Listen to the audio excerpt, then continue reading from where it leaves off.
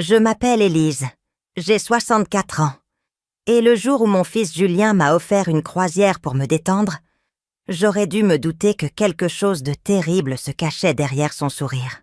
Mais lorsque je suis retournée à la maison, parce que j'avais oublié mon médicament pour la tension, j'ai entendu Julien parler au téléphone avec sa femme, Sophie. Les mots qui sortirent de sa bouche m'ont glacé le sang. « Ne t'inquiète pas, mon amour. Le billet est un aller simple. Une fois en haute mer, il sera facile de faire passer ça pour un accident. Personne ne se doutera de rien pour une femme âgée tombée par-dessus bord. » À cet instant, debout derrière la porte de ma propre maison, j'ai pris une profonde inspiration et j'ai pensé « S'il doit en être ainsi, mon cher, alors ce sera à ta façon. Mais tu vas le regretter amèrement. Car mon fils unique, l'enfant que j'ai élevé avec tant d'amour, venait de commettre la pire erreur de sa vie. Si Julien croyait que sa mère était une vieille femme sans défense, il était sur le point de découvrir à quel point il se trompait. Parce que lorsqu'une femme de mon âge a lutté toute sa vie, a élevé des enfants, a perdu des maris, a survécu aux trahisons et aux déceptions, elle n'abandonne pas si facilement. S'il voulait jouer un jeu sordide, j'allais lui montrer les véritables règles. Mais d'abord, je devais comprendre pourquoi mon propre fils voulait ma mort. Tout avait commencé 3 jours plus tôt, quand Julien est arrivé chez moi avec ce sourire radieux que je n'avais pas vu depuis des années. Il tenait une enveloppe dorée à la main, comme celle des agences de voyage les plus luxueuses. « Maman », m'a-t-il dit en m'embrassant avec une effusion étrange, « j'ai une merveilleuse surprise pour toi. Tu as tant travaillé toute ta vie, tu t'es tant sacrifié pour nous, que Sophie et moi avons décidé de t'offrir quelque chose de spécial. » Quand j'ai ouvert l'enveloppe et vu les billets de croisière, mes yeux se sont remplis de larmes. Une croisière en Méditerranée. 7 jours à naviguer sur des eaux cristallines, à visiter des îles paradisiaques. C'était le voyage de mes rêves, celui que j'avais toujours reporté parce que l'argent était nécessaire pour autre chose. L'éducation de Julien, les dépenses de la maison, les urgences familiales. Mon fils, cela a dû coûter une fortune, lui ai-je dit en regardant les billets de première classe. Maman, ton bonheur n'a pas de prix, a répondu Julien avec cette voix douce qui me faisait toujours fondre le cœur. Tu mérites cela et bien plus encore. De plus, tu as besoin de te détendre, de t'éloigner du stress de la ville, de respirer l'air pur de la mer. En 64 ans de vie, j'avais appris à faire confiance à mon instinct. Et quelque chose dans la façon dont Julien me regardait, quelque chose dans la manière dont ses yeux n'arrivaient pas tout à fait à croiser les miens, me disait qu'il y avait plus que ce qu'il voulait bien me raconter. Mais c'était mon fils, mon unique enfant, le bébé que j'avais porté dans mes bras des nuits entières, quand il avait de la fièvre, le garçon à qui j'avais appris à marcher, l'adolescent que j'avais soutenu dans chaque décision importante de sa vie. « Quand est-ce que je pars ?» ai-je demandé, feignant une émotion que je ne ressentais déjà plus complètement. « Après-demain, maman, tout est déjà arrangé. Tu n'as qu'à te présenter au port avec tes bagages. » Sophie s'est occupée de tous les détails. Cette nuit-là, en préparant ma valise, je ne pouvais pas me défaire d'une sensation étrange. Julien avait été très distant ces derniers mois, me rendant moins visite, m'appelant à peine. Et soudain, ce cadeau si généreux, si inattendu. J'ai décidé que c'était ma paranoïa de vieille femme qui me faisait douter des bonnes intentions de mon fils. Après tout, peut-être s'était-il vraiment rendu compte de tout ce que je m'étais sacrifié pour lui, et voulait-il enfin me rendre un peu de cette générosité. Le jour du départ, je me suis levée tôt. J'ai fini de faire mes valises, et alors que j'étais prête à partir, j'ai réalisé que j'avais oublié mes pilules pour la tension dans l'armoire à pharmacie de la salle de bain. Je suis rentrée, j'ai ouvert la porte avec précaution pour ne pas faire de bruit, et c'est alors que j'ai entendu la voix de Julien au téléphone dans le salon. Oui, Sophie, elle est déjà partie pour le port. Non, elle ne se doute de rien. Le plan se déroule à la perfection. Sa voix était froide, calculatrice, complètement différente de la voix affectueuse qu'il avait utilisée avec moi. Je suis restée immobile derrière la porte, sentant le sol se dérober sous mes pieds. « L'assurance vie de maman est de 250 000 €. a poursuivi Julien. Et avec l'héritage de la maison, ce sera au moins 350 000 de plus. Assez pour payer toutes mes dettes et recommencer à zéro. Mon cœur s'est arrêté. Mon propre fils parlait de ma mort comme d'une affaire, une transaction froide et calculée. Ne t'inquiète pas, mon amour. Une femme de son âge en haute mer, ce sont des choses qui arrivent. Personne ne posera de questions embarrassantes, et nous serons les endeuillés parfaits, les enfants dévastés par la perte. Les larmes coulaient sur mes joues, mais pas de tristesse. C'était un mélange de rage, de déception et d'une détermination que je n'avais pas ressentie depuis des années. À ce moment, j'ai compris que j'avais élevé un monstre et que si je voulais survivre, je devrais être plus intelligente que lui. Je suis sortie de chez moi en silence, feignant de n'avoir rien entendu. Mais mon esprit travaillait déjà à toute vitesse. Je devais arriver au port. Je devais monter sur ce bateau.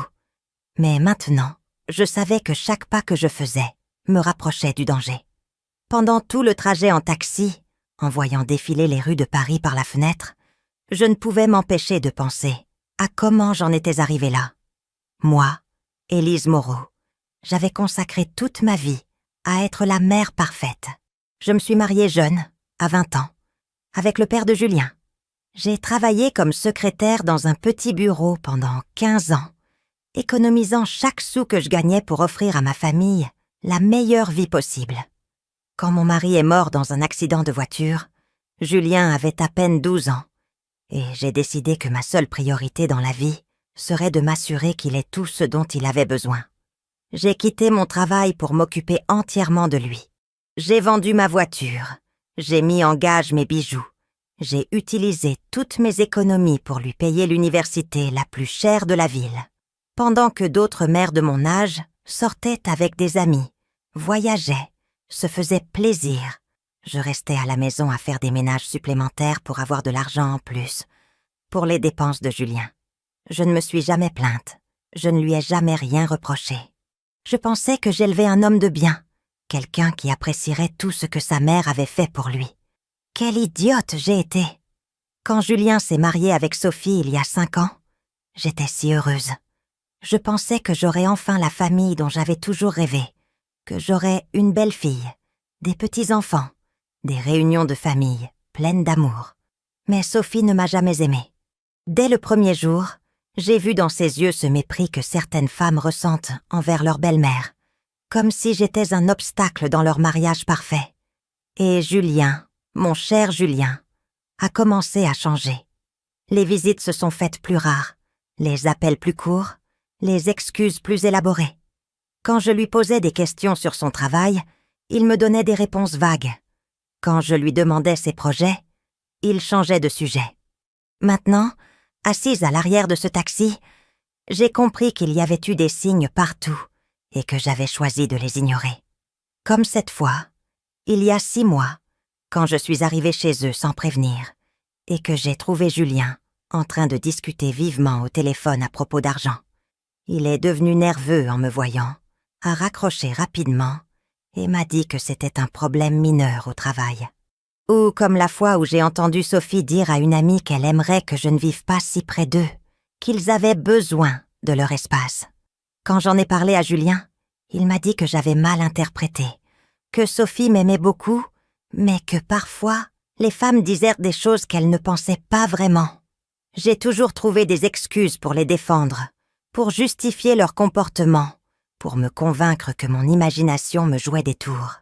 Mais maintenant, avec la vérité qui me frappait comme une gifle, j'ai compris que mon fils planifiait cela depuis longtemps. Ce n'était pas une décision impulsive, c'était un plan calculé, pensé, élaboré, avec la froideur d'un assassin professionnel. Le taxi s'est arrêté devant le port de Marseille. Le navire de croisière, l'étoile de la Méditerranée, était imposant. Un géant blanc de 12 étages qui s'élevait vers le ciel comme un immeuble flottant. Il y avait des centaines de personnes qui montaient avec leurs valises, des familles entières excitées par les vacances, des couples se prenant en photo, des enfants courant partout. Eux tous allaient profiter de 7 jours merveilleux en mer. Moi, selon le plan de mon fils, je n'allais pas revenir vivante. Mais alors que je traînais ma valise vers l'entrée du bateau, un sourire a commencé à se dessiner sur mes lèvres. Julien avait commis une terrible erreur en me sous-estimant. Il avait commis l'erreur de croire que sa mère était une vieille femme stupide et sans défense. Oh, ce qu'il ne savait pas, c'est que pendant toutes ces années de silence, de sacrifice, de soumission apparente, j'avais observé, appris, gardé des informations. Je n'étais pas la femme naïve qu'il croyait. Lorsque j'ai présenté mes papiers pour l'embarquement, l'hôtesse m'a souri avec cette amabilité professionnelle qu'ils utilisent avec tous les passagers. « Madame Moreau, c'est excitant. Votre première croisière, n'est-ce pas ?»« Oui, » ai-je répondu, en gardant cette voix douce et fragile que tout le monde attendait d'une femme de mon âge. « C'est un cadeau de mon fils. Il dit que j'ai besoin de me détendre. »« Quel fils attentionné !» a commenté l'hôtesse en vérifiant mes documents. « Il va sûrement beaucoup vous manquer pendant ces 7 jours. Si seulement elle savait, ai-je pensé. Si seulement elle savait que son plan était que ce soit quand les 7 derniers jours de ma vie. Mais en montant cette rampe vers l'intérieur du bateau, je formulais déjà ma propre stratégie. J'avais 7 jours pour passer de victime à chasseuse, 7 jours pour rassembler les preuves dont j'avais besoin, 7 jours pour préparer la surprise que je réservais à Julien. Ma cabine était au 8e pont, avec vue sur la mer. Elle était belle, élégante, avec un lit confortable et un petit balcon privé.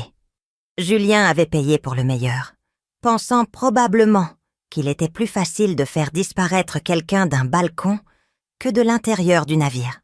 J'ai posé ma valise sur le lit et je me suis assise un moment pour réfléchir. J'avais besoin d'un plan, d'alliés et surtout de preuves. Car une chose était de connaître la vérité, une autre bien différente était de pouvoir la prouver. J'ai sorti mon téléphone portable et j'ai composé un numéro que j'avais gardé depuis des mois, mais que je n'avais jamais utilisé. C'était le numéro de Luc Beaumont, un détective privé que j'avais connu lorsqu'une voisine avait eu des problèmes avec son ex-mari. Il m'avait donné sa carte en me disant que si un jour j'avais besoin d'aide, je n'hésite pas à l'appeler. « Détective Beaumont », a répondu une voix grave après 3 sonneries. « Bonjour, je suis Élise Moreau. Nous nous sommes rencontrés il y a quelques mois au foyer de l'Espoir. Ma voisine, je ne sais pas si vous vous souvenez de moi. »« Bien sûr que je me souviens, Madame Moreau. En quoi puis-je vous aider ?» J'ai pris une profonde inspiration avant de continuer. « Je dois vous engager pour une affaire très délicate. Mon fils essaie de me tuer. » Il y eut un silence à l'autre bout du fil. Il a probablement pensé que j'étais une vieille paranoïaque avec des problèmes familiaux mineurs. « Madame Moreau, êtes-vous sûre de ce que vous dites ? Ce sont des accusations très graves. »« Absolument certaine. J'ai entendu mon fils planifier ma mort. Je suis sur une croisière en ce moment même et il croit que ce sera un voyage sans retour pour moi. J'ai besoin que vous enquêtiez sur ses finances, ses dettes, tout ce que vous pourrez trouver. Et j'ai besoin que vous m'aidiez à rassembler des preuves de ce qu'il prépare. Où êtes-vous ? Sur le navire l'Étoile de la Méditerranée, qui lève l'ancre dans une demi-heure pour les îles grecques. Je serai injoignable pendant 7 jours, mais à mon retour, j'ai besoin d'avoir toutes les informations possibles sur mon fils, Julien Moreau. Entendu. Je vais vous envoyer mon RIB par message pour que vous me fassiez un virement de 500 € comme avance. Et Madame Moreau, soyez très prudente. Si ce que vous me dites est vrai, vous êtes en danger réel. Ne faites rien qui puisse mettre votre sécurité en péril. Détective, je suis sur cette terre depuis 64 ans. J'ai survécu à la pauvreté, au veuvage, à l'éducation d'un fils seul, à sacrifier toute ma vie pour les autres. Croyez-moi, je ne vais pas laisser mon propre fils me vaincre maintenant. Après avoir raccroché avec le détective Beaumont, je suis restée assise dans ma cabine, ressentant un étrange mélange de peur et de détermination. Le bateau avait commencé à bouger doucement, s'éloignant du port, et je savais que chaque mille qui nous séparait de la côte me rapprochait du moment où Julien s'attendait à ce que son plan s'exécute. Mais il y avait quelque chose que Julien ne connaissait pas de sa mère. Je n'étais pas la femme fragile qu'il croyait. Pendant toutes ces années de soumission apparente, j'avais observé, appris, gardé des secrets que ni lui, ni Sophie n'imaginaient. J'ai décidé que la première chose à faire était d'explorer le navire, de connaître chaque recoin, chaque sortie, chaque endroit où quelqu'un pourrait essayer de me faire du mal. S'ils allaient tenter de simuler un accident, je devais être préparée à toute éventualité. Je suis sortie de ma cabine et j'ai commencé à parcourir les couloirs de la croisière. C'était impressionnant. Des restaurants élégants, des casinos, des boutiques, une piscine gigantesque sur le pont supérieur, des théâtres, des bibliothèques. C'était comme une ville flottante, pleine de vie et de joie. Mais je n'étais pas là pour m'amuser. J'étais là pour survivre. En marchant, j'ai observé les caméras de sécurité. Il y en avait beaucoup, pratiquement dans chaque couloir, dans chaque espace public. Cela m'a un peu rassurée. Il serait difficile de faire disparaître quelqu'un dans un lieu aussi surveillé, sans éveiller les soupçons. Cependant, j'ai aussi remarqué que les balcons privés des cabines n'avaient pas de caméra, et ma cabine avait un de ces balcons. Julien avait été très malin en choisissant cette chambre spécifique. Dans le restaurant principal, alors que je déjeunais seule à une table près de la fenêtre, j'ai commencé à observer les autres passagers. La plupart étaient des familles en vacances, des couples âgés célébrant des anniversaires, des groupes d'amis s'amusant. Tous semblaient innocents, normaux, heureux. C'est alors que je l'ai vue, une femme d'environ mon âge, assise seule à une table voisine, lisant un livre en mangeant. Elle avait des cheveux argentés parfaitement coiffés. Elle portait une robe rouge élégante, et quelque chose dans sa posture me disait que c'était une femme forte, indépendante. Nos regards se sont croisés par hasard, et elle m'a souri avec cette chaleur que seules les femmes de notre génération savent partager.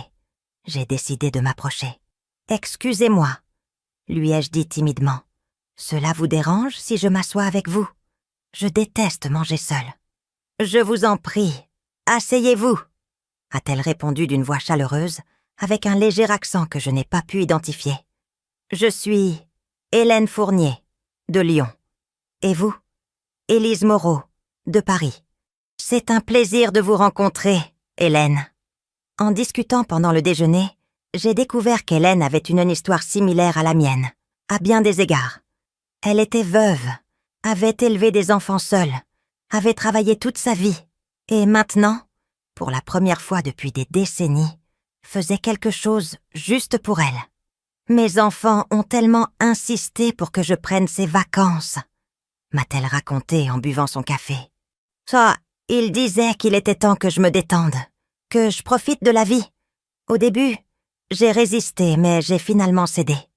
Tout comme moi, ai-je répondu, sentant une connexion immédiate avec cette femme. Mon fils Julien m'a offert cette croisière. Il dit que j'ai besoin de m'éloigner du stress de la ville. Quelque chose dans la façon dont Hélène m'a regardée m'a fait sentir que je pouvais lui faire confiance. Il y avait une intelligence dans ses yeux, une sagesse qui ne vient qu'avec l'expérience d'avoir beaucoup vécu et d'avoir appris à lire les gens. « Élise », m'a-t-elle dit en baissant la voix, « puis-je vous poser une question personnelle?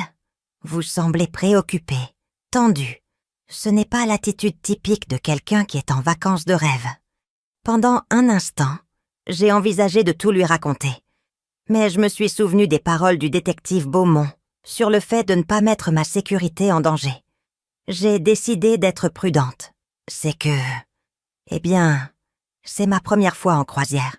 Tout est si nouveau, si différent. Je suppose que je suis un peu nerveuse. Hélène a hoché la tête avec compréhension, mais j'ai pu voir dans ses yeux qu'elle ne me croyait pas complètement. Cette femme avait l'habitude de lire entre les lignes. « Écoutez, Élise, » m'a-t-elle dit en se penchant légèrement vers moi. « Nous ne nous connaissons pas, mais je suis sur cette terre depuis 62 ans, et j'ai appris à reconnaître quand une femme a des problèmes. Si vous avez besoin de parler à quelqu'un, ou si vous avez besoin d'aide pour quoi que ce soit, n'hésitez pas à me chercher. Ma cabine est la 1247, au 12e pont. » J'ai senti une chaleur dans ma poitrine que je n'avais pas ressentie depuis des mois. Voici une parfaite inconnue, m'offrant plus de soutien sincère que je n'en avais reçu de mon propre fils depuis des années. « Merci, Hélène, vraiment. Et votre cabine est très proche de la mienne. Je suis dans la 847, au 8e pont. »« Parfait. Alors nous serons voisines de bateau. » Après le déjeuner, j'ai décidé d'explorer davantage la croisière. Je suis allée à la bibliothèque où j'ai trouvé des ordinateurs avec accès à Internet. C'était limité et cher, mais je pouvais envoyer des messages courts. Je me suis assise devant l'un des ordinateurs et j'ai écrit un email rapide au détective Beaumont. « Je vais bien. Enquêtez particulièrement sur les dettes de jeu de Julien. Je pense que la clé est là. J'ai une nouvelle alliée sur le bateau. Je resterai en contact quand je le pourrai. Élise. » Ensuite, je suis allée au casino du navire. Pas pour jouer, mais pour observer. Je voulais comprendre comment fonctionnait le monde du jeu. Quel type de dettes quelqu'un pouvait accumuler. Comment les gens en arrivaient-ils à être si désespérés pour de l'argent qu'ils considéraient le meurtre comme une option? J'ai vu des hommes et des femmes parier des sommes énormes avec le naturel de celui qui achète un magazine. J'ai vu l'excitation sur leur visage quand ils gagnaient et le désespoir quand ils perdaient. J'ai vu comment certains joueurs semblaient être dans une spirale descendante, pariant de plus en plus d'argent dans une tentative désespérée de récupérer ce qu'ils avaient perdu. Et alors j'ai compris. Julien n'était pas seulement un fils ingrat, c'était un homme désespéré, probablement avec des dettes énormes, qui voyait la mort de sa mère comme la seule issue à ses problèmes financiers. Ce soir-là, alors que je dînais au restaurant principal, j'ai de nouveau rencontré Hélène. Cette fois, elle s'est approchée de ma table sans que je l'invite. « Élise », m'a-t-elle dit en s'asseyant en face de moi. « J'ai réfléchi à notre conversation de cet après-midi et je dois vous dire quelque chose. Vous n'avez pas l'air d'une femme en vacances. Vous avez l'air d'une femme qui fuit quelque chose ou qui prépare quelque chose. » Je suis restée silencieuse un moment, évaluant ce que je pouvais lui révéler. « Hélène », lui ai-je finalement dit, « avez-vous déjà découvert que quelqu'un que vous aimez profondément vous a trahi de la pire des manières ?» Ses yeux se sont adoucis et j'y ai vu une lueur de reconnaissance. « Oui », a-t-elle répondu simplement. « Mon premier mari. J'ai découvert qu'il volait de l'argent de l'entreprise de mon père depuis des années. Il a failli nous mener tous à la faillite. Qu'avez-vous fait ? Ce que je devais faire. J'ai rassemblé toutes les preuves. Je l'ai confronté et je me suis assurée qu'il paie pour ce qu'il avait fait. Mais Élise, nous parlons de votre fils. » J'ai pris une profonde inspiration. Hélène avait déjà prouvé qu'elle pouvait garder des secrets de famille difficiles, et j'avais besoin d'une alliée, de quelqu'un en qui avoir confiance pendant ces 7 jours cruciaux.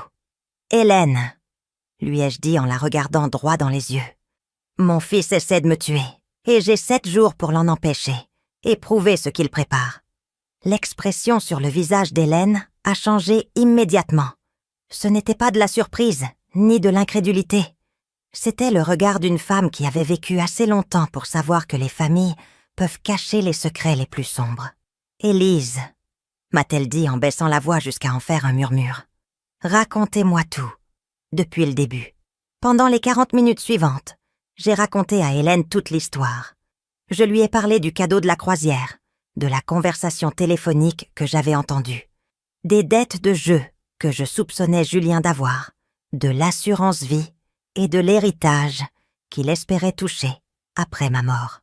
Hélène m'a écoutée sans m'interrompre une seule fois. Quand j'ai eu fini, elle était restée silencieuse quelques minutes, traitant toutes les informations. « Élise », m'a-t-elle dit finalement, « c'est très sérieux. Vous êtes en danger réel, mais il me semble aussi que vous avez déjà un plan. »« Je commence à en avoir un », ai-je répondu. « J'ai engagé un détective privé pour enquêter sur les finances de Julien. Mais j'ai besoin de plus que ça. J'ai besoin de preuves concrètes de ses intentions. J'ai besoin de témoignages. J'ai besoin de preuves qu'un juge ne pourra pas ignorer. Et comment comptez-vous obtenir tout ça alors que vous êtes joint sur ce bateau ? C'est là que j'ai besoin de votre aide, Hélène. Julien va essayer de communiquer avec moi pendant le voyage. Il va m'appeler, m'envoyer des messages, en feignant d'être le fils inquiet. Chacune de ces conversations sera une occasion pour lui de se trahir. Hélène a hoché la tête lentement, commençant à comprendre où j'allais. « Vous voulez l'enregistrer » a-t-elle dit. « Exactement. Mais je ne peux pas le faire seule. J'ai besoin de témoins. J'ai besoin de quelqu'un qui puisse confirmer ce que je documente. Quelqu'un sans lien émotionnel avec Julien. Quelqu'un de crédible. »« Comptez sur moi » a répondu Hélène sans hésiter. « Mais Élise, il y a autre chose que nous devons considérer. Si Julien prépare vraiment un accident sur ce bateau, il est possible que quelqu'un d'autre soit impliqué. Quelqu'un sur la croisière qui travaille avec lui. Cette possibilité ne m'était pas venue à l'esprit, et cela m'a glacé le sang. Vous croyez que Julien pourrait avoir soudoyé quelqu'un du personnel du navire? C'est possible. Ou il pourrait avoir engagé quelqu'un pour se faire passer pour un passager. Élise, vous devez être très vigilante ces prochains jours. Ne faites confiance à personne, sauf à moi. N'acceptez pas de boissons d'inconnus. Ne restez pas seul dans des endroits isolés, surtout sur votre balcon. J'avais déjà pensé au balcon. C'est trop pratique, trop privé. Exactement. Écoutez, j'ai une proposition. Pourquoi ne passez-vous pas les nuits dans ma cabine? J'ai une suite avec un canapé-lit. Ainsi, nous serons ensemble. Et si quelqu'un vient vous chercher dans votre chambre, il ne vous trouvera pas. La générosité d'Hélène m'a profondément touchée. Cette femme, que je connaissais à peine depuis quelques heures, était prête à risquer sa propre sécurité pour m'aider. Hélène, je ne peux pas vous demander de faire ça. Si Julien a vraiment quelqu'un sur ce bateau... Élise, m'a-t-elle interrompu fermement. J'ai 62 ans. J'ai élevé 4 enfants. J'ai enterré 2 maris. J'ai dirigé ma propre entreprise pendant 30 ans. Je n'ai pas peur d'un gamin pourri qui veut tuer sa mère pour de l'argent. De plus, a-t-elle ajouté avec un sourire malicieux, ça fait longtemps que je n'ai pas eu une aventure excitante. Ce soir-là, après le dîner, Hélène m'a aidé à déménager certaines de mes affaires essentielles dans sa cabine. Elle était beaucoup plus grande que la mienne, avec un salon séparé de la chambre et un balcon plus large. Mais le plus important, c'est qu'il y avait 2 lits, ce qui nous permettait de nous surveiller mutuellement. Pendant que nous organisions mes affaires, Hélène m'a posé des questions détaillées sur Julien, sur sa personnalité, sur ses habitudes, sur sa relation avec Sophie. « Dites-moi, Élise, Julien a-t-il toujours été manipulateur ou est-ce quelque chose de nouveau? » « Il a toujours été très intelligent, » ai-je répondu en réfléchissant attentivement. Depuis son enfance, il savait exactement quoi dire pour obtenir ce qu'il voulait. Mais je pensais que c'était de la ruse normale d'enfant. Je n'aurais jamais imaginé que cela puisse être ça. Et Sophie, comment est leur relation? Au début, ils semblaient très amoureux. Mais ces dernières années, j'ai remarqué une tension. Sophie se plaint toujours de l'argent, qu'ils ont besoin d'une plus grande maison, de vacances plus chères, d'une meilleure voiture. Et Julien promet toujours que les choses vont s'améliorer, qu'il va trouver plus d'argent. Maintenant, nous savons d'où cet argent allait venir, a commenté Hélène sombrement. Vers 22 heures, mon téléphone a sonné. C'était Julien. Hélène et moi nous sommes regardés. Le moment était venu de mettre notre plan en pratique. « Souvenez-vous » m'a murmuré Hélène en préparant son propre téléphone pour enregistrer. « Faites-le parler. Laissez-le se trahir lui-même. » J'ai pris une profonde inspiration et j'ai répondu. « Julien. »« Allô, mon fils? Allô, maman. Comment se passe la croisière? Tu t'amuses ?» Sa voix semblait parfaitement normale, affectueuse, inquiète. Si je n'avais pas entendu sa conversation avec Sophie, j'aurais cru qu'il se souciait vraiment de moi. « C'est magnifique, mon fils. Le bateau est incroyable. Ma cabine est très confortable. Merci beaucoup pour ce cadeau si généreux. »« De rien, maman. Tu le mérites. As-tu rencontré de nouvelles personnes? Te fais-tu des amis? » Une question intéressante. Pourquoi cela l'importait-il que je me fasse des amis? Oui, j'ai rencontré une dame très gentille, Hélène. Nous avons mangé ensemble. Il y eut une pause presque imperceptible avant que Julien ne réponde. « C'est bien, maman. C'est important que tu ne sois pas seule. Mais sois prudente aussi. Tu sais, sur ces croisières, il y a parfois des gens qui profitent des passagers plus âgés. » Hélène m'a regardée avec de grands yeux. Julien venait de semer le doute sur toute personne qui pourrait être mon allié. « Ne t'inquiète pas, mon fils, je suis très prudente. Mais dis-moi, comment vont les choses là-bas? Comment va Sophie? » « Tout va bien, maman. Sophie te passe le bonjour. Elle dit qu'elle espère que tu profites beaucoup et que tu te détends complètement. C'est gentil de sa part. Julien, puis-je te demander quelque chose? » « Bien sûr, maman, ce que tu veux. Pourquoi avez-vous décidé de m'offrir ce voyage juste maintenant? Je veux dire, c'était si soudain, si inattendu. » Une autre pause, cette fois plus longue. « Eh bien, Sophie et moi avons beaucoup parlé de toi ces derniers temps.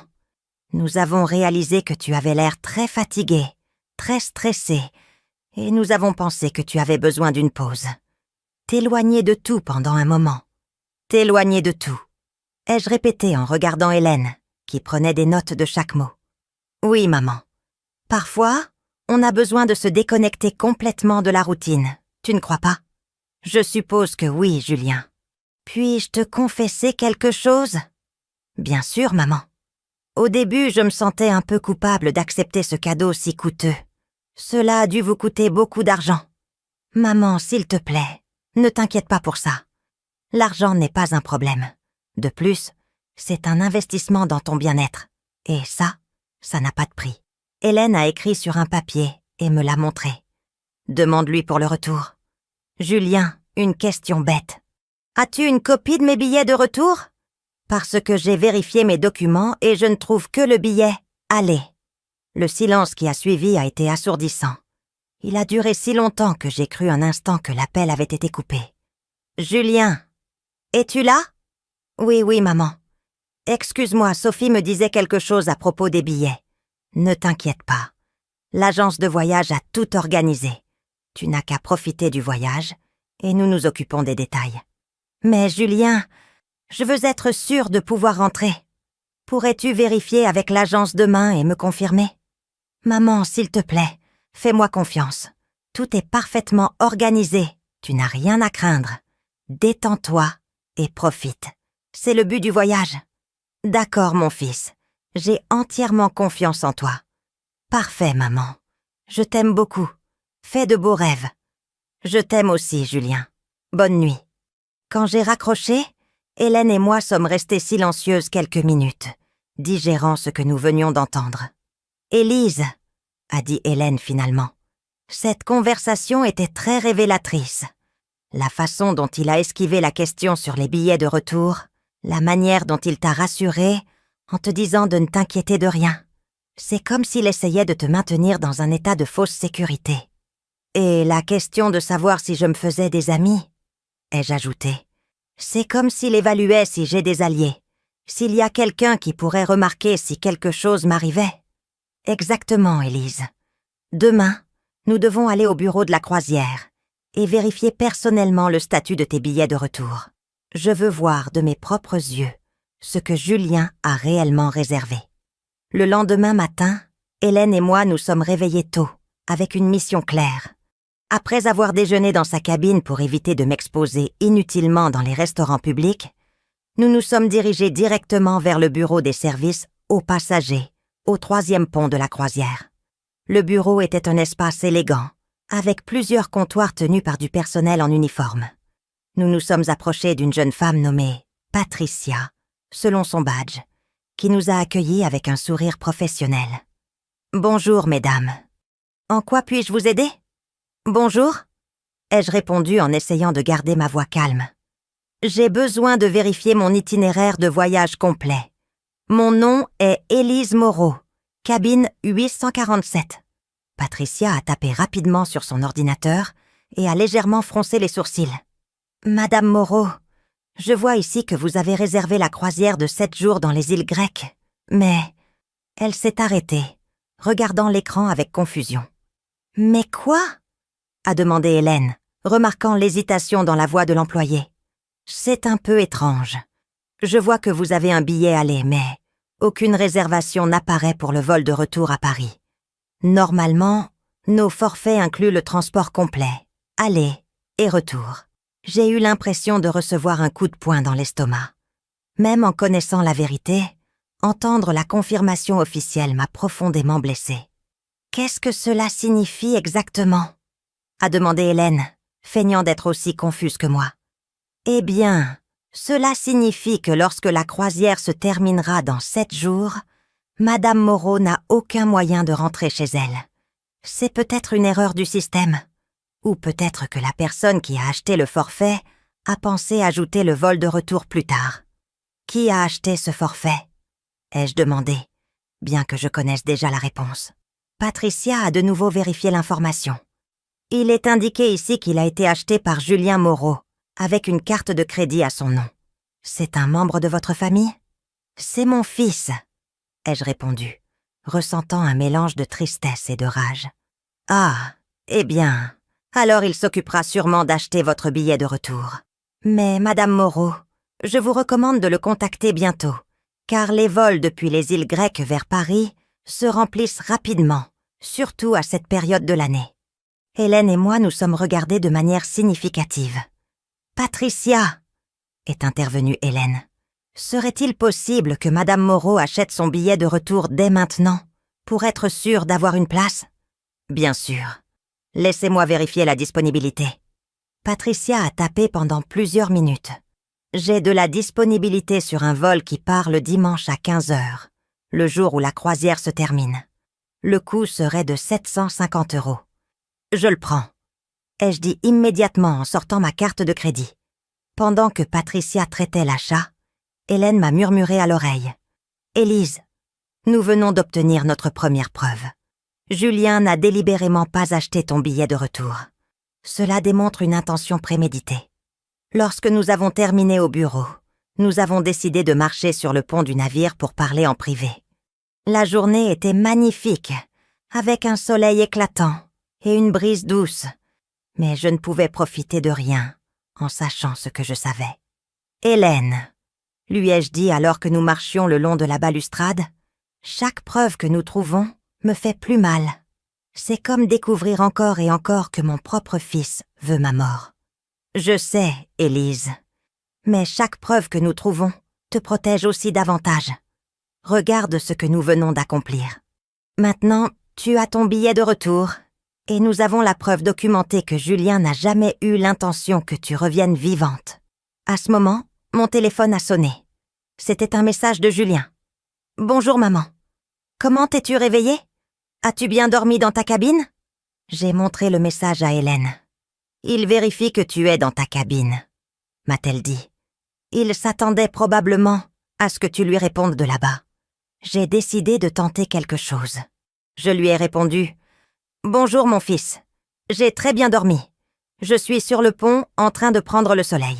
Le bateau est merveilleux. » La réponse est arrivée presque immédiatement. « C'est bien, maman. Profite bien. As-tu exploré tout le bateau déjà ?» Une autre question étrange. Pourquoi cela l'importait-il que j'ai exploré le bateau ? Pas encore tout. Il est très grand.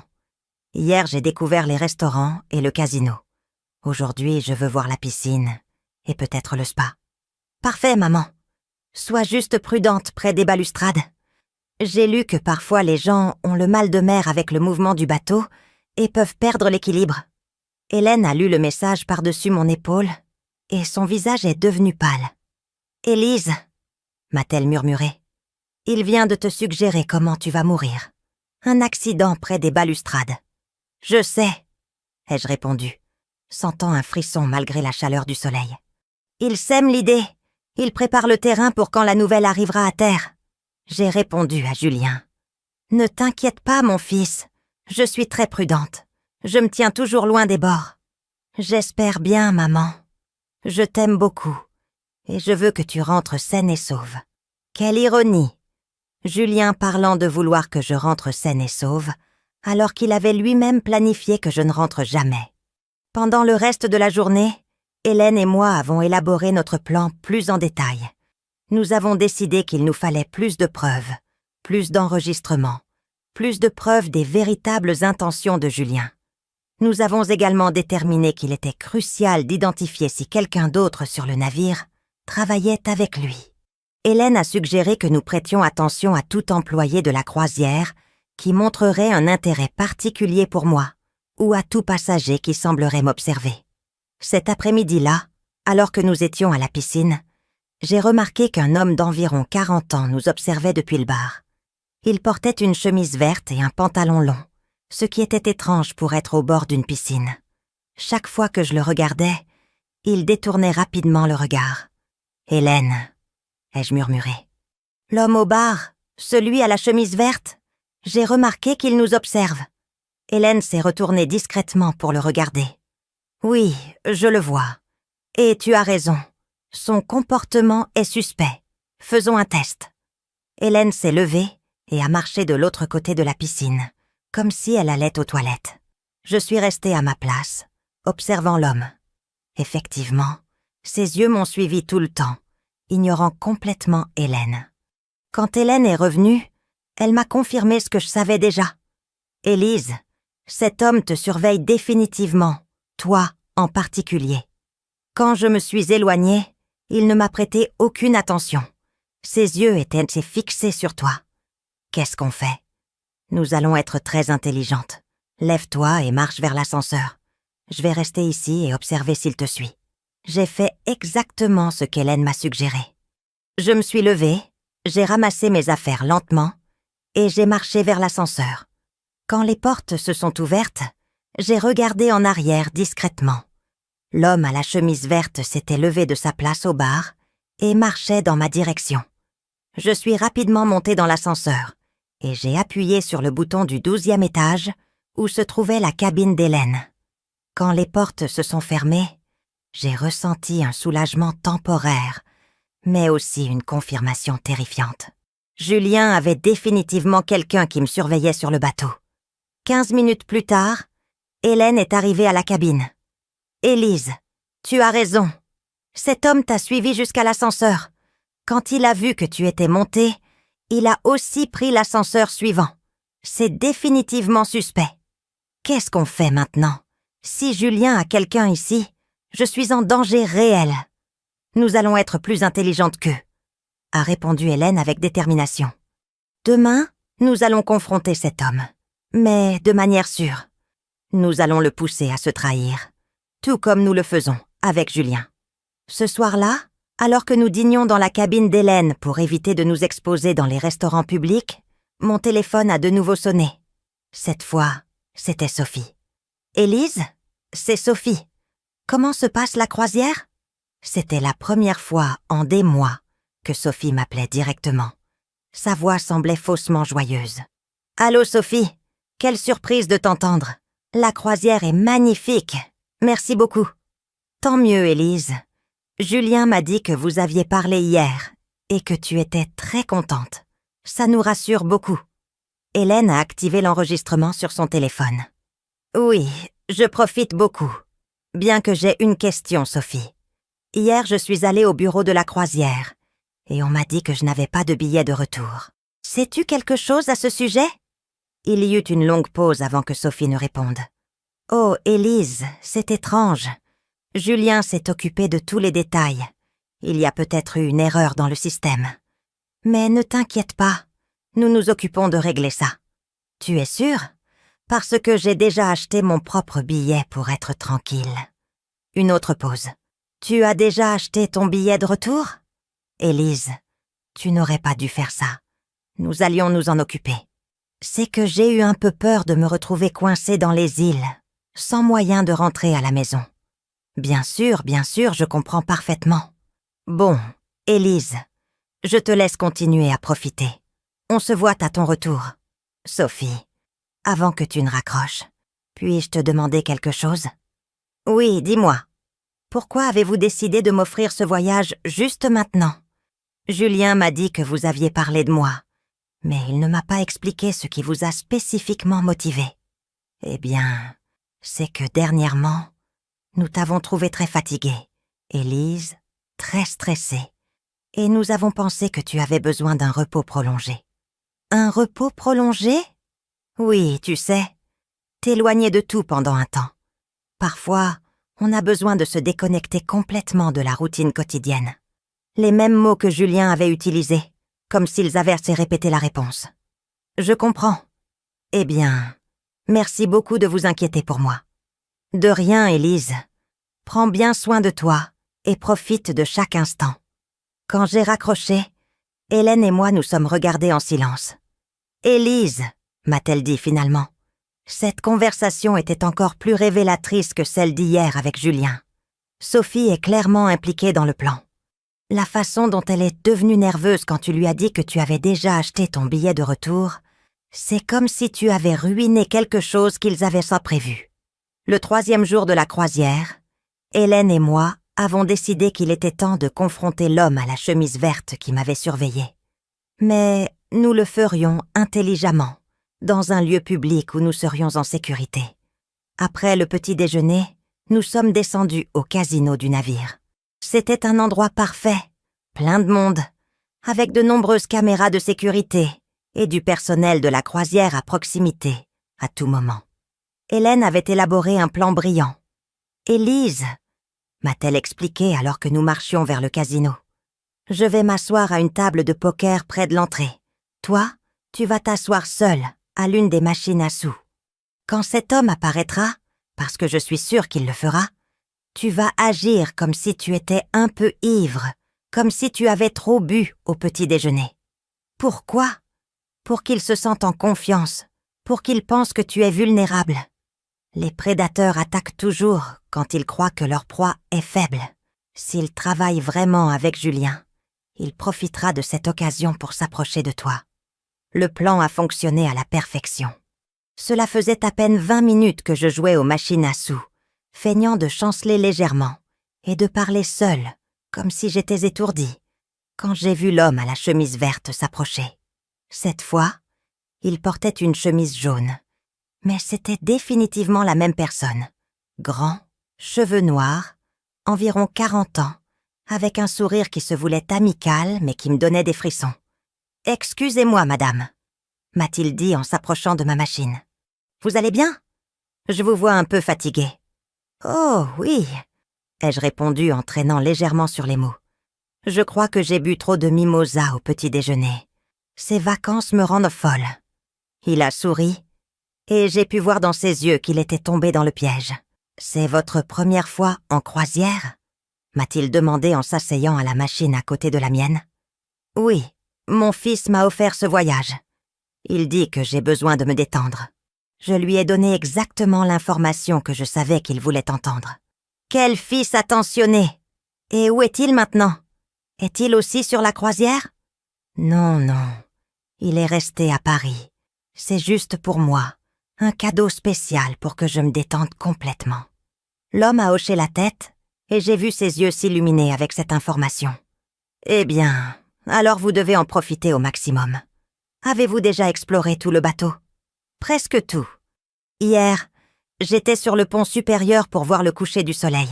C'est magnifique, mais ça fait un peu peur d'être si près de l'eau. Peur? Pourquoi? Oh, c'est que je suis très maladroite, ai-je dit en riant comme si j'étais vraiment ivre. J'ai toujours une peur bleue de m'approcher trop des balustrades. Avec ce balancement du bateau, on peut tomber si facilement. L'expression sur son visage a subtilement changé. C'était comme s'il avait reçu une information très précieuse. « Vous avez raison d'être prudente », m'a-t-il dit d'une voix qui sonnait maintenant plus calculatrice. « Surtout la nuit. Les ponts deviennent glissants avec l'humidité de la mer. »« Vous croyez? Oh, c'est terrible. Bon, je ferais mieux de rester dans ma cabine après le dîner. » « À quel étage était votre cabine? » Voilà la question que nous attendions. « Au 8e pont, la 847. Elle a un balcon magnifique, mais comme je vous le dis, j'ai peur de trop me pencher. » L'homme a souri d'une manière qui m'a glacé le sang. « Eh bien, madame, ce fut un plaisir de vous rencontrer. J'espère que vous profiterez bien du reste de votre croisière. » Il s'est levé et s'est éloigné rapidement. De ma position, j'ai pu voir qu'il se dirigeait directement vers les téléphones publics du navire. Hélène avait observé toute la conversation depuis sa table de poker. Quand l'homme s'est éloigné, elle s'est également levée et l'a suivi discrètement.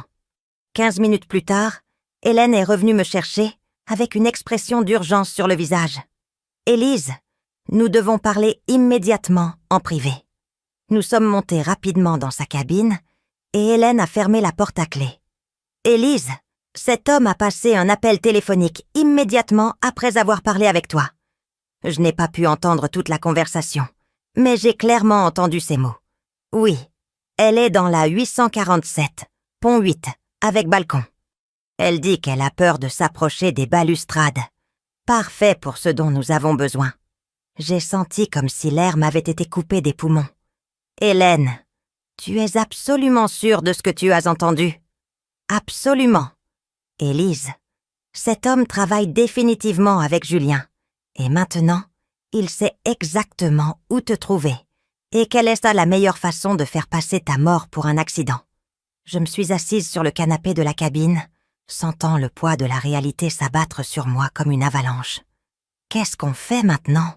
Si Julien a quelqu'un ici et que cette personne sait déjà comment il prévoit de me tuer, nous allons les devancer, a répondu Hélène avec une détermination qui m'a rassurée. Élise, tu ne mettras plus les pieds dans ta cabine pour le reste du voyage. Tu vas rester ici avec moi, où tu es en sécurité. Mais plus important encore, nous allons tendre un piège. Quel genre de piège? Demain soir, ce sera la soirée de gala du capitaine. Tout le monde sera dans le salon principal jusqu'à très tard. Ce sera la nuit parfaite pour que quelqu'un essaie d'entrer dans ta cabine ou de t'attendre sur ton balcon. Hélène, je ne vais pas utiliser ma vie comme appât. Tu n'auras pas à le faire. Mais nous allons utiliser cette opportunité pour attraper cet homme en flagrant délit. Nous allons alerter la sécurité du navire. Nous allons préparer un piège et nous allons obtenir des preuves irréfutables de ce qui se passe. Cet après-midi-là, alors que nous planifions notre stratégie, mon téléphone a de nouveau sonné. C'était Julien. Mais cette fois, sa voix semblait différente, plus anxieuse. « Maman, comment vas-tu? Tu profites de la croisière? » « Très bien, mon fils. Chaque jour est une nouvelle aventure. Tu dors toujours bien dans ta cabine? Tu n'as pas eu de problème avec le bruit ou quelque chose comme ça? » Une question très spécifique, comme s'il vérifiait que j'utilisais toujours ma cabine. « Non, mon fils, je dors parfaitement. Ma cabine est très calme. »« Tant mieux, maman. Demain, c'est jeudi, n'est-ce pas? Tu as des plans spéciaux? Je crois que demain, c'est la soirée de gala du capitaine. Ce sera très élégant. Ah oui, ces soirées sont magnifiques. Tu vas y aller? Bien sûr. J'ai déjà préparé ma robe verte. Parfait, maman. Profite bien. À quelle heure se termine normalement cette fête? Une autre question très spécifique. Julien recueillait des informations sur mon emploi du temps. Je ne suis pas sûre. Probablement tard, après minuit. Bon, quand ça se terminera, va directement dans ta cabine pour te reposer. Ne reste pas à te promener sur les ponts la nuit. Ça peut être dangereux. Hélène me regardait avec de grands yeux. Julien venait de me donner des instructions spécifiques pour aller directement dans ma cabine après la fête, l'endroit exact où quelqu'un m'attendrait. Ne t'inquiète pas, mon fils. J'irai directement dans ma chambre après la fête. Parfait, maman. Je t'aime beaucoup. Dors bien. Quand j'ai raccroché, Hélène et moi sommes restées silencieuses pendant plusieurs minutes. « Élise, m'a-t-elle dit finalement, cette conversation confirme tout. Julien sait exactement quand l'attaque aura lieu. Il a probablement dit lui-même à cet homme que demain soir, après la fête de gala, tu seras seule dans ta cabine. Hélène, j'ai peur. Ce plan devient très réel, très dangereux. Je sais, Élise, mais nous sommes aussi très proches d'avoir toutes les preuves dont nous avons besoin. Une nuit de plus, et nous aurons suffisamment de preuves pour envoyer Julien en prison pour le reste de sa vie. Cette nuit-là, je n'ai pas pu dormir. Chaque bruit dans le couloir me faisait sursauter. Chaque mouvement du bateau me rappelait à quel point j'étais vulnérable au milieu de l'océan. Mais j'ai aussi ressenti quelque chose que je n'avais pas ressenti depuis des années.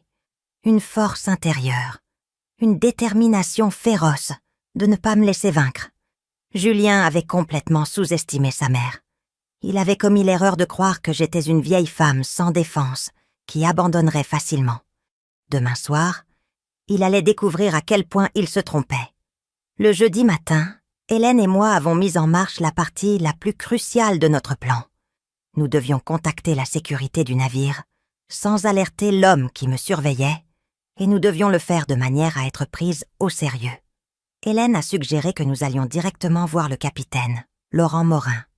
En tant qu'ancienne chef d'entreprise, elle savait que s'adresser directement à la plus haute autorité était le meilleur moyen de s'assurer d'être écoutée. « Élise », m'a-t-elle expliqué pendant que nous nous préparions. Les capitaines de croisière sont formés pour gérer toutes sortes de situations. Enlèvement, vol, tentative de meurtre. Il saura exactement quoi faire. À 9h du matin, nous nous sommes présentés au bureau du capitaine. C'était un homme d'environ 50 ans, avec des cheveux grisonnants et une présence qui inspirait immédiatement le respect et la confiance. « Mesdames, je suis le capitaine Laurent Morin. En quoi puis-je vous aider ?» Hélène a pris l'initiative. « Capitaine, nous avons une situation très grave à signaler. Madame Élise Moreau est surveillée par un homme suspect et nous avons des raisons de croire que sa vie est en danger. Le capitaine nous a invités à nous asseoir et à écouter attentivement pendant que nous lui racontions toute l'histoire. Nous lui avons montré les enregistrements des conversations téléphoniques avec Julien et Sophie. Nous lui avons expliqué l'affaire des billets, aller simple, et nous lui avons décrit en détail l'homme qui m'avait suivi. « Madame Moreau », m'a dit le capitaine quand nous avons eu fini, « c'est extrêmement sérieux. Si ce que vous me dites est vrai, nous parlons d'une tentative de meurtre avec préméditation sur mon navire. »« Capitaine », ai-je répondu, « je comprends que cela semble incroyable, mais chaque preuve que nous avons recueillie pointe vers la même conclusion. »« Cela ne me semble pas du tout incroyable, » a répondu gravement le capitaine. « Je navigue depuis 20 ans et j'ai tout vu. La cupidité peut pousser les gens à faire des choses inimaginables, même à leurs propres proches. » Hélène s'est penchée en avant. « Capitaine, nous avons un plan pour attraper cet homme en flagrant délit ce soir, pendant la soirée de gala. Mais nous avons besoin de votre aide et de la coopération de votre équipe de sécurité. » Le capitaine a écouté notre plan en détail. C'était risqué, mais intelligent. J'assisterai à la soirée de gala comme prévu. Mais au lieu d'aller dans ma cabine après, je resterai cachée avec Hélène.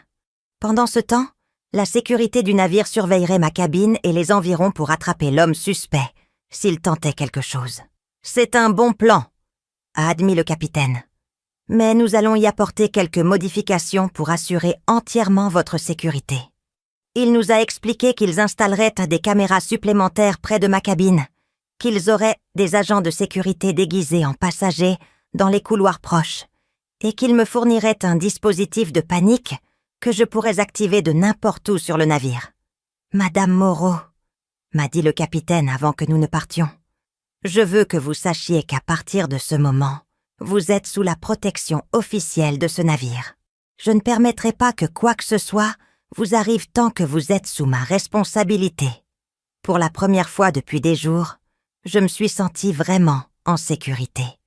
Le reste de la journée s'est écoulé lentement.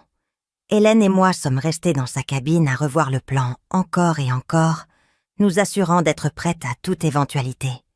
À 17h, nous avons commencé à nous préparer pour la soirée de gala. Il était important que j'aie l'air normal, que je ne donne aucun signe que je savais ce qui se passait. J'ai mis ma plus élégante robe verte, je me suis coiffée soigneusement et je me suis maquillée comme si j'étais vraiment excitée par la fête. Hélène portait une magnifique robe dorée qui la rendait sophistiquée et confiante. « Élise », m'a-t-elle dit alors que nous finissions de nous préparer, « ce soir va tout changer. Demain matin, tu seras libérée de Julien pour toujours et il devra faire face aux conséquences de ses actes. » La soirée de gala était spectaculaire. Le salon principal du navire avait été transformé en un palais flottant, avec des décorations élégantes, de la musique live et des tables remplies de mets exquis. Il y avait des centaines de passagers élégamment vêtus, dansant, riant, profitant de la soirée. Mais je ne pouvais pas me concentrer sur la beauté de la fête. Mes yeux cherchaient constamment l'homme aux chemises colorées essayant de le localiser dans la foule. Je l'ai trouvé près du bar, portant cette fois une chemise blanche et une veste noire. Il semblait être habillé pour l'occasion, mais ses yeux étaient fixés sur moi, suivant chacun de mes mouvements. Hélène et moi avons dansé, mangé, discuté avec d'autres passagers, en feignant que c'était une soirée de vacances normale. Mais intérieurement, nous comptions toutes les deux les minutes, jusqu'à ce que nous puissions mettre notre plan en action. À 23h30, j'ai décidé qu'il était temps de passer à l'action. Je me suis approchée d'Hélène et lui ai murmuré « C'est l'heure. Je vais sortir du salon comme si j'allais à ma cabine. Attends 5 minutes et suis-moi. » Je suis sortie du salon principal en marchant lentement, comme si j'étais fatiguée après une longue soirée de fête. J'ai pris l'ascenseur jusqu'au 8e pont, où se trouvait ma cabine. Mais au lieu d'aller vers ma chambre, je me suis dirigée rapidement vers les escaliers de secours qui menaient au 12e pont. Depuis les escaliers, je pouvais voir le couloir menant à ma cabine. Il était désert, éclairé seulement par les veilleuses du navire. Hélène est arrivée 5 minutes plus tard, et nous nous sommes cachés ensemble dans les escaliers, observant mon couloir à travers une petite fenêtre. « Tu vois quelque chose ?» m'a murmuré Hélène. « Pas encore, mais je suis sûre qu'il va apparaître. » Nous n'avons pas eu à attendre longtemps. À 00h15, nous avons vu une silhouette se déplaçant furtivement dans le couloir. C'était l'homme à la chemise blanche, mais il portait maintenant des gants noirs et tenait quelque chose dans les mains que je n'ai pas pu identifier. Il s'est dirigé droit vers ma cabine et s'est arrêté devant la porte. Il a sorti quelque chose de sa poche, probablement des outils pour crocheter les serrures, et a commencé à travailler sur la porte. « Hélène !» ai-je murmuré. « Il entre dans ma cabine. Nous devons alerter la sécurité maintenant. » Hélène a immédiatement activé le dispositif de panique que le capitaine nous avait donné. Une petite lumière rouge a commencé à clignoter, envoyant un signal silencieux à l'équipe de sécurité. L'homme a réussi à ouvrir la porte de ma cabine et est entré. De notre position, nous pouvions voir qu'il avait une petite lampe de poche et qu'il inspectait la pièce. 3 minutes plus tard, des agents de sécurité du navire ont commencé à apparaître dans le couloir. Ils se déplaçaient silencieusement, encerclant ma cabine des 2 côtés. Soudain, l'homme est sorti de ma cabine et s'est dirigé vers le balcon. Nous l'avons suivi du regard à travers les fenêtres du couloir. Il inspectait la balustrade du balcon, comme s'il planifiait exactement comment faire passer ma mort pour un accident. C'est alors que la sécurité du navire a agi. 3 agents sont entrés simultanément dans la cabine, encerclant l'homme avant qu'il ne puisse réagir. De notre position dans les escaliers, nous avons pu entendre le tumulte de son arrestation. Il criait, insistant sur le fait qu'il était entré dans la cabine par erreur, qu'il s'était trompé de chambre. Mais lorsqu'ils ont fouillé ses poches, ils ont trouvé un petit flacon de liquide, des outils pour forcer les serrures et, le plus incriminant de tout, un téléphone portable avec des messages de Julien. Hélène et moi sommes descendus au 8e pont, où le capitaine Morin supervisait déjà la situation. « Madame Moreau, » m'a dit le capitaine, « nous avons attrapé votre agresseur et trouvé des preuves très intéressantes. » Il m'a montré le téléphone de l'homme. Il y avait plusieurs messages de Julien avec des instructions spécifiques. « Attends après minuit. Fais en sorte que ça ressemble à une chute accidentelle du balcon. Assure-toi qu'il n'y ait aucun signe de lutte. » J'ai ressenti un mélange de soulagement et d'horreur. Soulagement parce que j'étais vivante et en sécurité. Horreur parce que j'avais la confirmation finale que mon propre fils avait payé quelqu'un pour m'assassiner. « Capitaine !» ai-je demandé d'une voix tremblante. « Que se passe-t-il maintenant ?»« Maintenant, Madame Moreau, cet homme sera officiellement arrêté lorsque nous arriverons au port demain, et vous aurez toutes les preuves dont vous avez besoin pour poursuivre votre fils pour tentative de meurtre. » La nuit du vendredi a été la plus longue de ma vie. Après l'arrestation de l'homme engagé par Julien, Hélène et moi sommes restés éveillés dans sa cabine, digérant tout ce qui s'était passé. Le capitaine Morin avait ordonné que le détenu soit gardé dans une cellule de sécurité du navire jusqu'à notre arrivée au port. « Élise, » m'a dit Hélène, alors que nous prenions un café à 3 heures du matin. « Te rends-tu compte de ce que nous venons d'accomplir ? Non seulement nous avons sauvé ta vie, mais nous avons maintenant des preuves irréfutables pour envoyer Julien en prison. « Je sais », ai-je répondu, ressentant un étrange mélange de triomphe et de profonde tristesse. « Mais Hélène, je viens aussi de découvrir que mon unique enfant, le garçon que j'ai élevé avec tant d'amour, voulait vraiment ma mort. Je ne sais pas comment je vais m'en remettre. » « Tu vas t'en remettre parce que tu es une femme plus forte que Julien ne l'a jamais imaginé, et parce que tu vas maintenant avoir l'opportunité de vivre ta vie libérée de sa manipulation et de sa cruauté. » À 6 heures du matin, le détective Beaumont m'a appelé de Paris. Il avait travaillé toute la nuit à enquêter sur les finances de Julien. « Madame Moreau !» m'a-t-il dit d'une voix excitée. « J'ai trouvé exactement ce que nous cherchions. Votre fils a des dettes de jeu de plus de 250 000 € auprès de prêteurs très dangereux. Mais ce n'est pas tout. Qu'avez-vous trouvé d'autre? Julien a falsifié votre signature sur des documents bancaires pendant des mois.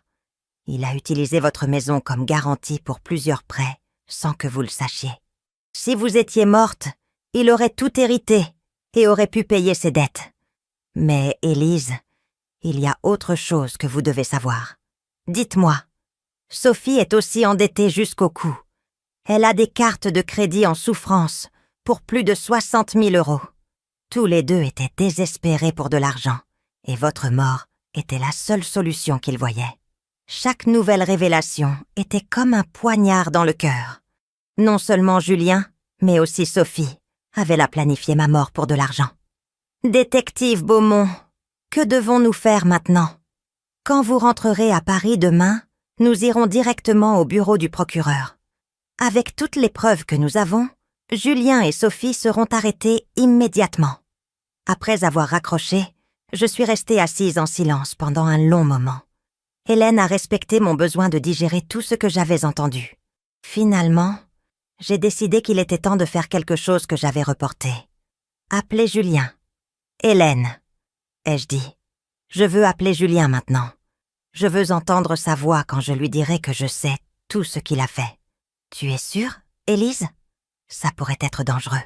S'il se rend compte que son plan a échoué. Le danger ne m'importe plus. Je suis fatiguée de faire semblant, fatiguée de jouer la mère naïve qui ne sait rien. Je veux qu'il sache que sa mère n'est pas la vieille sotte qu'il croyait. J'ai composé le numéro de Julien. Il a répondu après la 2e sonnerie. « Maman, quelle surprise! Comment t'es-tu réveillée? Bien dormi après la fête ?» Sa voix sonnait faussement joyeuse comme toujours. Mais maintenant je pouvais entendre le mensonge derrière chaque mot. « Allô, Julien? Oui, j'ai très bien dormi. Mais je dois te raconter quelque chose de très intéressant qui s'est passé la nuit dernière. »« Qu'est-ce qui s'est passé, maman? » Eh bien, après la fête, quand je suis retournée à ma cabine, j'ai trouvé un homme essayant d'entrer dans ma chambre. Peux-tu croire ça? Il y eut un long silence à l'autre bout du fil. Un homme? Quel genre d'homme? Un homme d'environ 40 ans. La sécurité du navire l'a arrêté. Et sais-tu ce qui était le plus étrange, Julien? Quoi, maman? Quand ils ont vérifié son téléphone, ils ont trouvé tes messages. Des messages où tu lui donnais des instructions sur comment me tuer et faire passer ça pour un accident. Le silence qui a suivi a été assourdissant. Il a duré si longtemps que j'ai cru que Julien avait raccroché. « Julien, es-tu toujours là? »« Maman, » a-t-il dit finalement d'une voix complètement différente, froide et calculatrice. « Je ne sais pas de quoi tu parles. C'est impossible. »« C'est impossible? » « Julien, j'ai des enregistrements de toutes nos conversations téléphoniques. J'ai la preuve que tu n'as jamais acheté mon billet de retour. J'ai des preuves que tu as engagé un tueur. Et le détective que j'ai engagé a des preuves de toutes tes dettes de jeu et des prêts frauduleux que tu as contractés en utilisant ma maison. » Un autre long silence. « Tu as engagé un détective? Maman, es-tu devenue folle? »« Non, Julien, je suis devenue intelligente. Pour la première fois de ma vie, j'ai cessé de te faire aveuglément confiance et j'ai commencé à utiliser mon cerveau. Maman, je crois que le stress du voyage t'affecte. Tu dis des choses qui n'ont aucun sens. » « Qui n'ont aucun sens, Julien? Ton plan a échoué. L'homme que tu as engagé est arrêté. Je suis vivante. Et demain, quand je rentrerai à Paris, tu seras arrêtée pour tentative de meurtre. Maman, tu dois te calmer. Quand tu rentreras à la maison, nous parlerons calmement. Tu es confuse. Je ne suis pas confuse, Julien. Je suis déçue. J'ai le cœur brisé. Je suis triste d'avoir élevé un fils qui a accordé plus de valeur à l'argent qu'à la vie de sa propre mère. Mais je ne suis pas confuse. Maman, ne m'appelle plus jamais maman, ai-je dit avec une fermeté que je ne me connaissais pas. Une mère est quelqu'un qu'on respecte, qu'on aime, qu'on protège. Toi, tu me voyais seulement comme un obstacle entre toi et mon argent. Écoute-moi bien, Julien. Quand j'arriverai à Paris demain, je remettrai toutes les preuves au procureur. Je témoignerai contre toi et je m'assurerai que tu passes le reste de ta vie en prison à penser à ce que tu as fait, à la femme qui t'a donné la vie. Maman, tu ne peux pas faire ça. Je suis ton fils. Un fils n'essaie pas de tuer sa mère. Un monstre, si. J'ai raccroché. Hélène m'a serré dans ses bras, alors que les larmes coulaient main sur mes joues. Ce n'étaient pas seulement des larmes de tristesse. C'étaient des larmes de libération, de rage, de soulagement, de douleur. C'était comme si tous les sentiments des derniers jours sortaient de moi, en même temps. « Élise, » m'a dit Hélène doucement, « ce que tu viens de faire a demandé un courage incroyable. Ce n'était pas la fin d'une relation, c'était la naissance d'une nouvelle Élise. Une femme qui ne permettra plus jamais à personne d'abuser de sa bonté. » Le reste de la journée, nous l'avons passé à nous préparer pour le retour à Paris. Le capitaine Morin nous a aidés à organiser toutes les preuves, les enregistrements des conversations téléphoniques, les rapports de sécurité, les déclarations des témoins, les photos de l'homme arrêté et des objets trouvés en sa possession. « Madame Moreau, » m'a dit le capitaine avant le dîner, « je veux que vous sachiez qu'en 20 ans de navigation, je n'ai jamais vu une femme faire preuve d'autant de courage et de détermination que vous, cette semaine. Votre fils a complètement sous-estimé sa mère. Ce soir-là, ma dernière nuit sur la croisière, Hélène et moi avons dîné au restaurant principal pour la première fois depuis le premier jour. Je n'avais plus à me cacher, plus à faire semblant, plus à avoir peur. « Hélène, » lui ai-je dit en trinquant avec du champagne, « je ne sais pas comment te remercier pour tout ce que tu as fait pour moi. Tu m'as sauvé la vie. Élise, tu t'es sauvé la vie. Je n'étais que ta compagne d'aventure. Mais je veux que tu saches que cette expérience m'a aussi changée. Elle m'a rappelé que les femmes de notre âge ont encore beaucoup à offrir au monde, beaucoup de force à montrer. Que vas-tu faire quand nous rentrerons à terre? Je vais retourner à Lyon et je vais commencer à vivre ma vie plus pleinement. Et toi, Élise, que vas-tu faire? Je vais m'assurer que Julien paie pour ce qu'il a fait. Et ensuite, je vais commencer à vivre pour moi-même, pour la première fois en 64 ans. Le samedi matin, lorsque la croisière est arrivée au port de Marseille, je n'étais plus la même femme qui avait embarqué sur ce navire 7 jours plus tôt. J'étais Élise Moreau, mais une version complètement nouvelle de moi-même, plus forte, plus intelligente, plus déterminée que jamais. Hélène et moi nous sommes dit au revoir au port, avec des larmes aux yeux, mais aussi avec la promesse de rester en contact pour toujours. Elle avait été plus qu'une amie pendant ces jours cruciaux.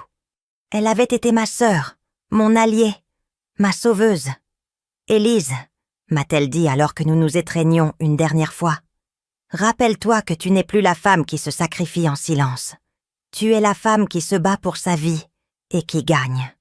N'oublie jamais cette force que tu as découverte. Je ne l'oublierai jamais, Hélène.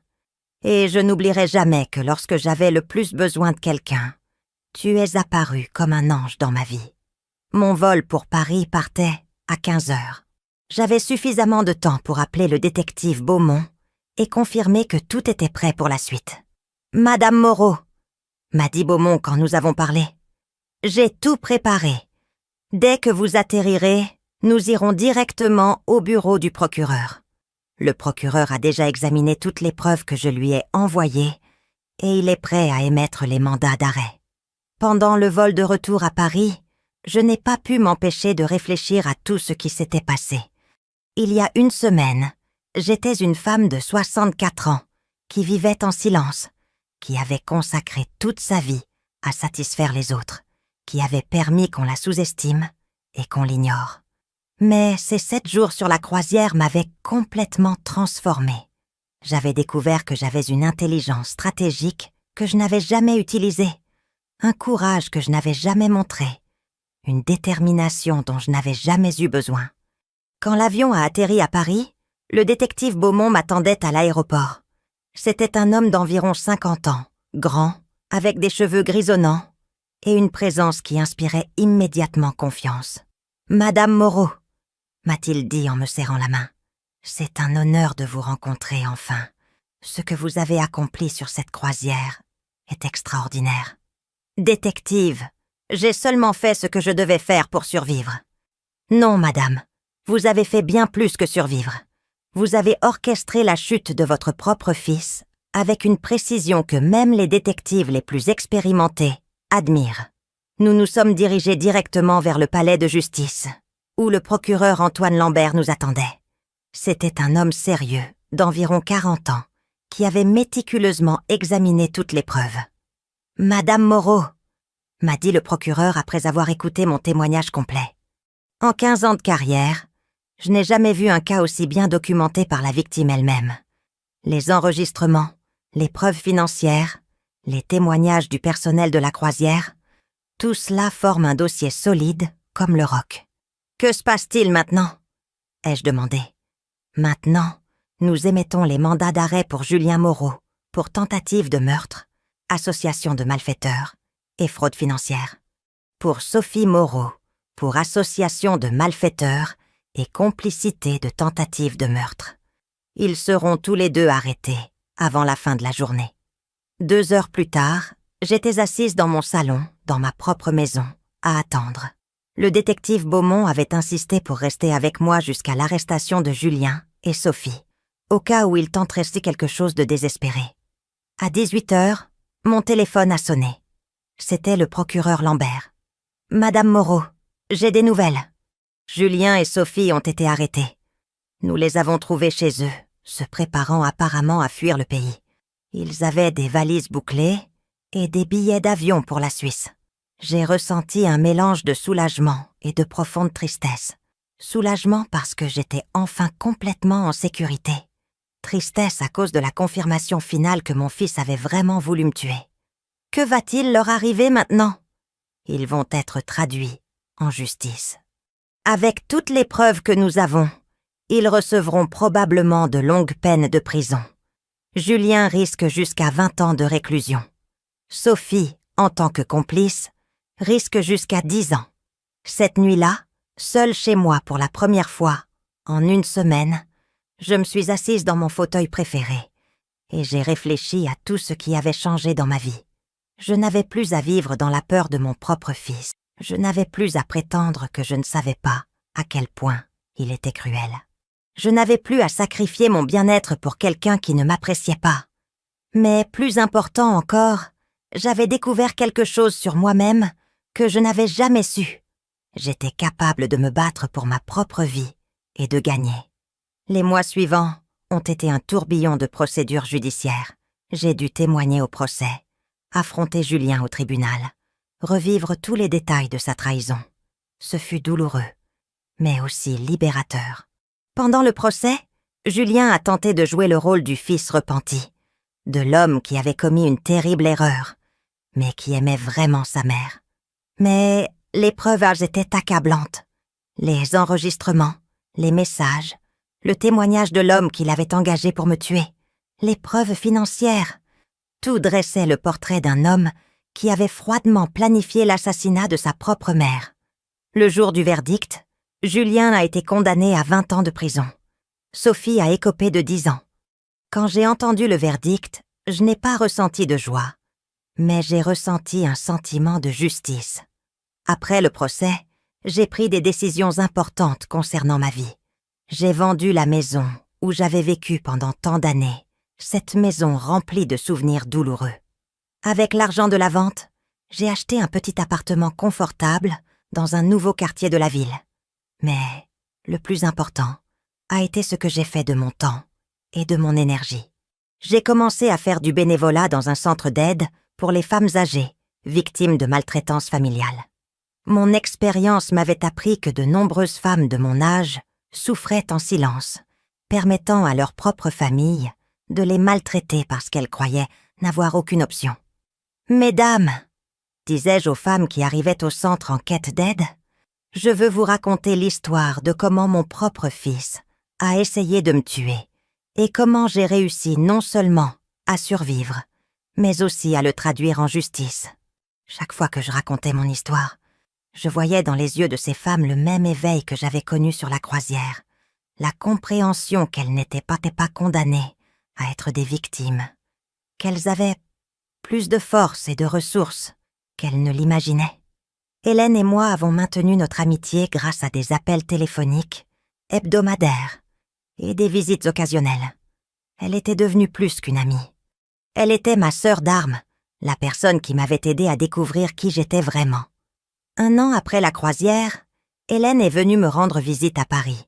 Nous dînions dans mon nouvel appartement quand elle m'a posé une question qui m'a surprise. « Élise, regrettes-tu parfois d'avoir dénoncé Julien ? As-tu parfois la nostalgie de la relation que vous aviez avant ?»« Hélène, ai-je répondu sans hésiter. La relation que je croyais avoir avec Julien n'a jamais vraiment existé. C'était une illusion basée sur mon besoin de croire que j'avais élevé un homme bon.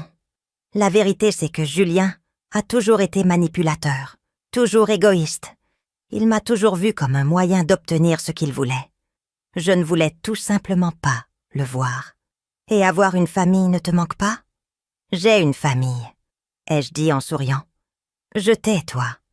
J'ai les femmes du centre qui sont devenues mes sœurs.